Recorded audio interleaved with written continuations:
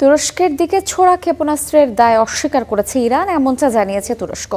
দেশটি এখন এই বিষয়ে তেহরানের সাথে আলোচনায় বসতে যাচ্ছে। গত শনিবার তুরস্কের পররাষ্ট্রমন্ত্রী হাকান ফিদান এই কথা জানিয়েছেন। সংবাদ সম্মেলনে ফিদান বলেছেন, তুরস্কের দিকে ছোড়া ক্ষেপণাস্ত্র সম্পর্কে তুর্কি কর্তৃপক্ষের কাছে প্রযুক্তিগত তথ্য রয়েছে। বিষয়টি ইরানি কর্মকর্তাদের কাছে তুলে ধরা হয়েছে। তবে তিনি জোর দেন যুদ্ধ বন্ধের ব্যাপারে, বিশেষ করে যুদ্ধ যেন আর ছড়িয়ে না পড়ে। সেই সাথে তুরস্ক এই যুদ্ধে কোনোভাবেই জড়াবে না বলেও জানিয়েছেন পররাষ্ট্রমন্ত্রী। তুরস্কের আকাশসীমায় ক্ষেপণাস্ত্র প্রবেশের পর আমি ইরানের পররাষ্ট্রমন্ত্রীর সাথে কথা বলেছি। আবারও বলছি, তারা এই ঘটনার দায়িত্ব নিচ্ছে না। তারা বলে যে তারা এই ধরনের কোনো নির্দেশনা দেয়নি, এই আক্রমণের সাথে তারা জড়িত নয়।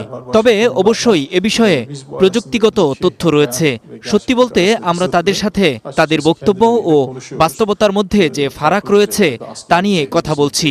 এগুলো নিয়ে এখন আলোচনা চলছে। যেমনটি আমি বলেছি, আমাদের প্রথম অগ্রাধিকার হলো যুদ্ধ যেন গোটা অঞ্চলে ছড়িয়ে না পড়ে।